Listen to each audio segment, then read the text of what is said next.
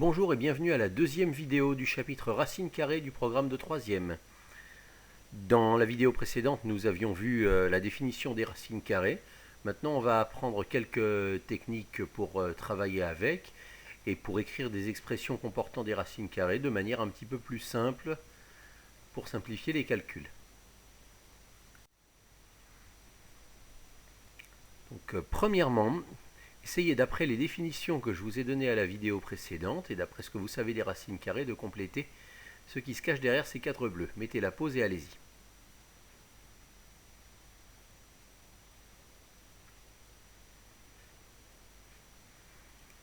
Bien, comme nous l'avions vu, la racine carrée d'un nombre A, c'est le nombre dont le carré vaut A.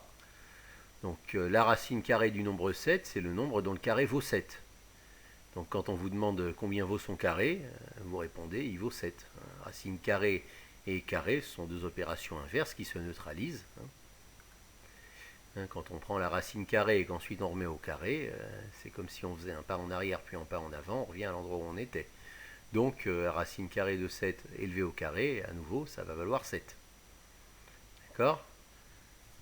De même, la racine de 15, quand j'élève au carré, ça vaut 15, puisque j'ai pris sa racine, et je sais que le carré de la racine de 15, ça vaut 15. C'est la définition de la racine. De même, racine carrée de 7 au carré, 7 au carré, ça fait 49, et la racine de 49, c'est 7. C'est pas surprenant. Là, au lieu de faire un pas en arrière puis un pas en avant, on a d'abord fait un pas en avant puis un pas en arrière. Mais ça revient au même. On est revenu au point de départ. La racine carrée et le carré sont deux opérations contraires l'une de l'autre qui vont se neutraliser. De la même manière pour 15, je mets 15 au carré, ensuite je prends la racine, je reviens là où j'étais au départ. La racine carrée de 15 au carré, ça fait 15. D'accord? On en déduit cette propriété qui est toujours utile à savoir, à laquelle les élèves ne pensent pas toujours. Si a est un nombre positif, alors la racine de a au carré,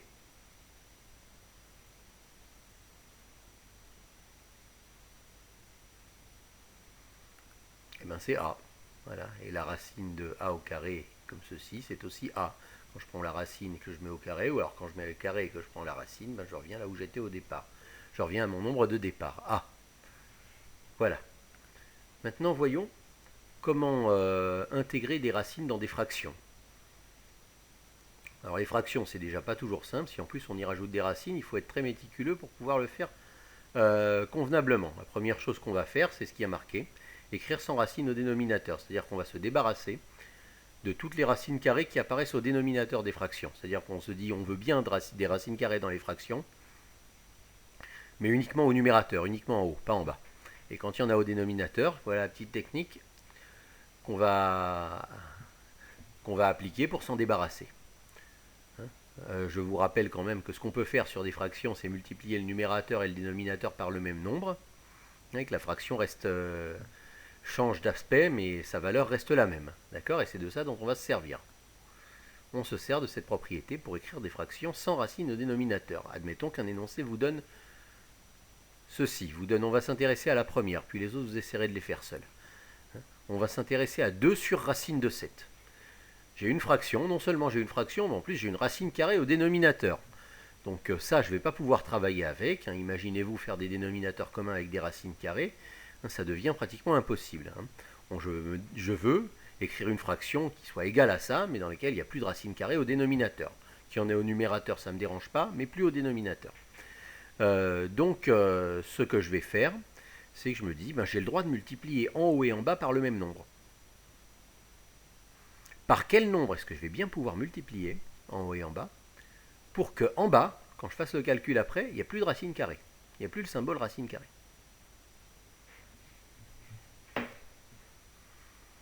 Eh bien, je vous suggère de multiplier le numérateur et le dénominateur par racine de 7. Voilà. Eh bien, il n'y a qu'à voir ce qui se passe. Au numérateur, je vais avoir 2 fois racine de 7.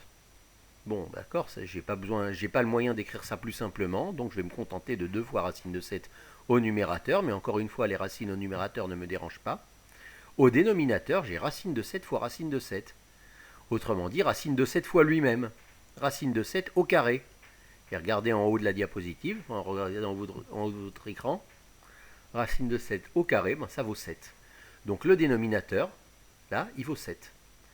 Donc, résumé, en haut j'ai 2 racines de 7, en bas j'ai 7. Au total, j'obtiens que 2 sur racine de 7, c'est exactement la même valeur que 2 racines de 7 divisé par 7. Et 2 racines de 7 divisé par 7, ça me conviendra mieux. Vous verrez quand vous ferez des calculs que c'est beaucoup plus utile, beaucoup plus facile à manipuler que 2 divisé par racine de 7, même si ça vous semble comme ça à première vue plus simple. D'accord ? Une fraction où il n'y a pas de racine carrée au dénominateur est toujours plus simple. Au numérateur, il peut y en avoir, ça ne me dérange pas. Alors essayez, après avoir mis la pause, de faire la même chose pour les deux autres fractions que je vous donne. Essayez de les transformer en fractions qui ont la même valeur, mais dans laquelle la racine carrée n'apparaît pas au dénominateur.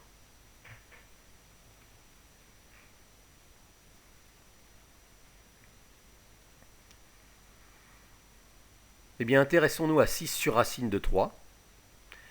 Par quoi je vais pouvoir multiplier, sachant que ma seule obsession, c'est qu'il ne doit plus y avoir de racine en bas. Pour qu'il n'y ait plus de racine carrée en bas, je vais multiplier en bas par racine de 3. Et en haut aussi, pour que ça reste la même valeur. Donc je multiplie en haut et en bas par racine de 3. En haut, au numérateur, j'obtiens 6 fois racine de 3, que je peux écrire 6 racines de 3, et que je ne peux pas simplifier plus que ça. Et en bas, racine de 3 fois racine de 3, ben ça fait 3. Donc j'ai 6 racines de 3 divisé par 3. Voilà. Vous êtes peut-être en train de vous demander pourquoi c'est pas fini, peut-être pouvez-vous le deviner.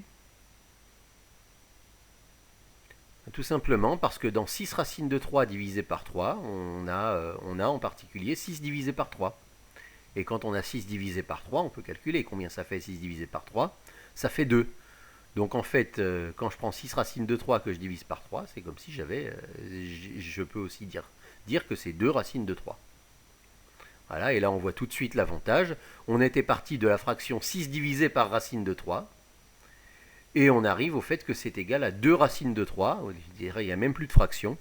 Donc là, on voit tout de suite l'avantage de la simplification. Ce sera beaucoup plus simple à manipuler. D'accord ?